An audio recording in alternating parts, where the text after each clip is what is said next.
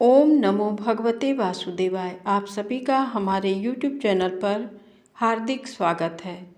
कार्तिक मास महात्म कथा अध्याय 26 अध्याय 27 राजा चोल और ब्राह्मण विष्णुदास की कहानी। नारद जी बोले, इस प्रकार विष्णु पार्षदों के वचन सुनकर धर्मदत्त ने कहा, प्रायः सभी मनुष्य भक्तों का कष्ट दूर करने वाले श्री विष्णु की यज्ञ, दान, व्रत, तीर्थ सेवन तथा तपस्याओं के द्वारा विधि पूर्वक आराधना करते हैं। उन समस्त साधनों में कौन सा ऐसा साधन है जो भगवान विष्णु की प्रसन्नता को बढ़ाने वाला तथा उनके सामीप्य की प्राप्ति कराने वाला है। दोनों पार्षद अपने पूर्व जन्म की कथा कहने लगे। हे द्विज श्रेष्ठ, आपका प्रश्न बड़ा श्रेष्ठ है। आज हम आपको भगवान विष्णु को शीघ्र प्रसन्न करने का उपाय बताते हैं। हम इतिहास सहित प्राचीन वृत्तांत सुनाते हैं, सावधानी पूर्वक सुनो। ब्राह्मण पहले कांचीपुरी में चोल नामक एक चक्रवर्ती राजा हो गए हैं। उन्हीं के नाम पर उनके अधीन रहने वाले सभी देश चोल नाम से विख्यात हुए। राजा चोल जब इस भूमंडल का शासन करते थे, उस समय उनके राज्य में कोई भी मनुष्य दरिद्र, दुखी, पाप में मन लगाने वाला अथवा रोगी नहीं था। एक समय की बात है, राजा चोल अनंत शयन नामक तीर्थ में गए, जहाँ जगदीश्वर भगवान विष्णु ने योग निद्रा का आश्रय लेकर शयन किया था। वहाँ भगवान विष्णु के दिव्य विग्रह की राजा ने विधि पूर्वक पूजा की। दिव्य मणि, मुक्ता फल तथा सुवर्ण के बने हुए सुंदर पुष्पों से पूजन करके साष्टांग प्रणाम किया। प्रणाम करके ज्यों ही बैठे, उसी समय उनकी दृष्टि भगवान के पास आते हुए एक ब्राह्मण पर पड़ी, जो उन्हीं की कांची नगरी के निवासी थे। उनका नाम विष्णुदास था। उन्होंने भगवान की पूजा के लिए अपने हाथ में तुलसी दल और जल ले रखा था।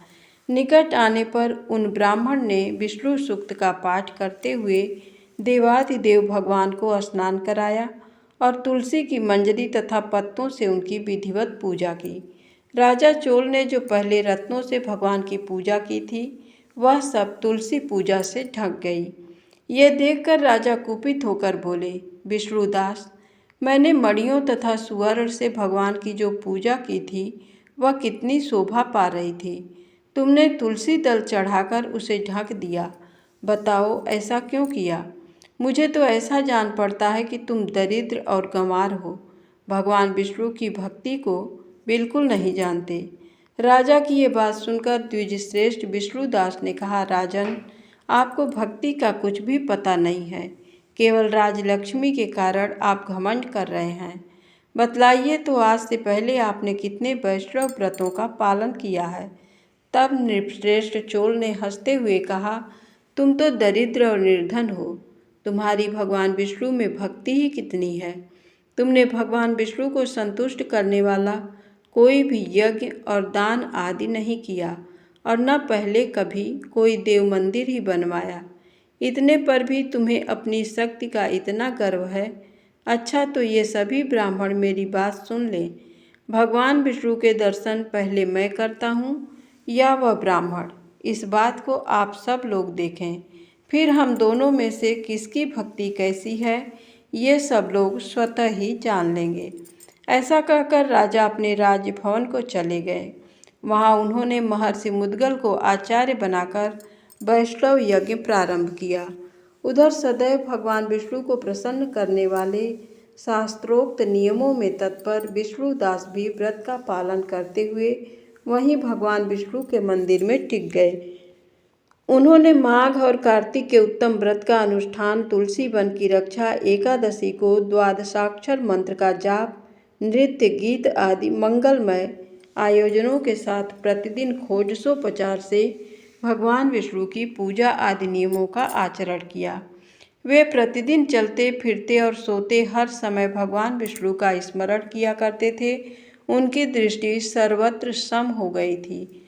वे सब प्राणियों के भीतर एकमात्र भगवान विष्णु को ही स्थित देखते थे। इस प्रकार राजा चोल और विष्णुदास दोनों ही भगवान लक्ष्मीपति की आराधना में संलग्न थे। दोनों ही अपने अपने व्रत में स्थिर रहते थे और दोनों की ही संपूर्ण इंद्रियां तथा समस्त कर्म भगवान विष्णु को समर्पित हो चुके थे।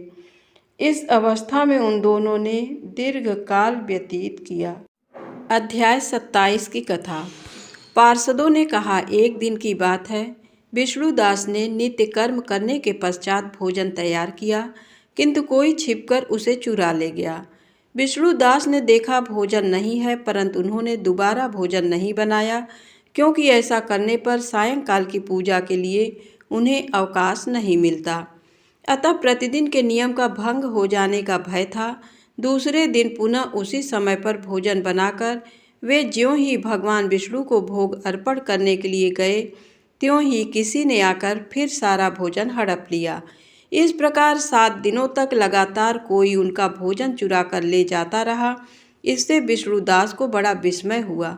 वे मन ही मन इस प्रकार विचार करने लगे, अहो, कौन प्रतिदिन आकर मेरी रसोई चुरा ले जाता है?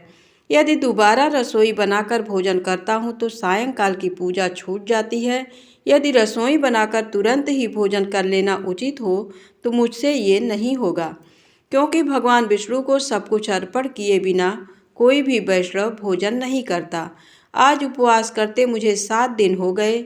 इस प्रकार मैं व्रत में कब तक स्थिर रह सकता हूँ? अच्छा, आज मैं रसोई की भली भांति रक्षा करूँगा। ऐसा निश्चय करके भोजन बनाने के पश्चात वे वहीं कहीं छिपकर खड़े हो गए।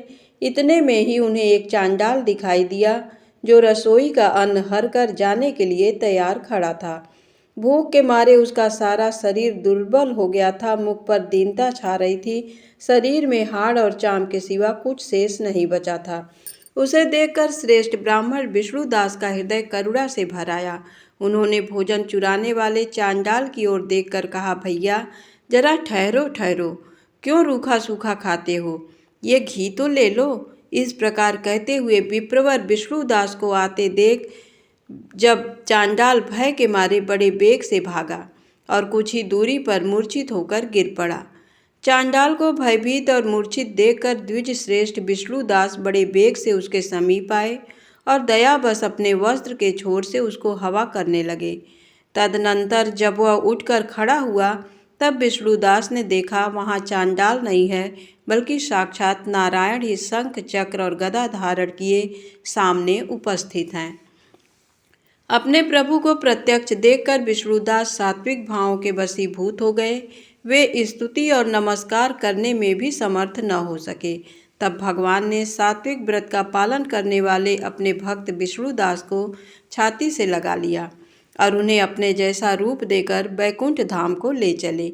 उस समय यज्ञ में दीक्षित हुए राजा चोल ने देखा विष्णुदास एक श्रेष्ठ विमान पर बैठकर भगवान विष्णु के समीप जा रहे हैं।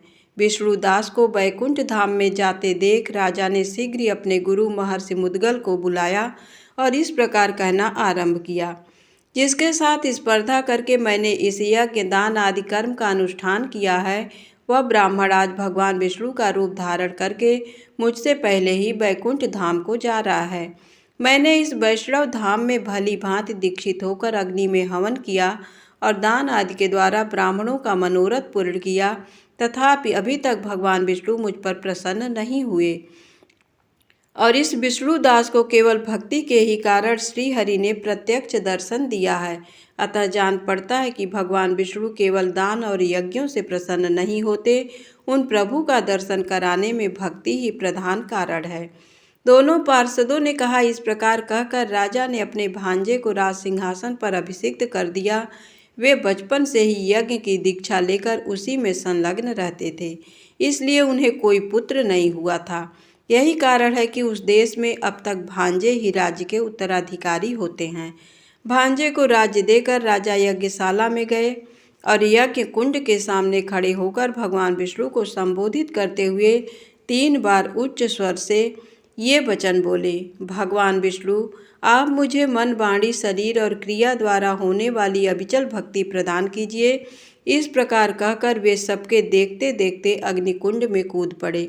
बस उसी क्षण भक्त वत्सल भगवान विष्णु अग्निकुंड में प्रकट हो गए। उन्होंने राजा को छाती से लगाकर एक श्रेष्ठ विमान में बैठाया और उन्हें अपने साथ लेकर बैकुंठ धाम को प्रस्थान किया। नारद जी बोले, हे राजन, जो विष्णुदास थे वे तो पुण्यशील नाम से प्रसिद्ध भगवान के पार्षद हुए और जो राजा चोल थे उनका नाम सुशील हुआ। इन दोनों को अपने ही समान रूप देकर भगवान लक्ष्मीपति ने अपना द्वारपाल बना लिया।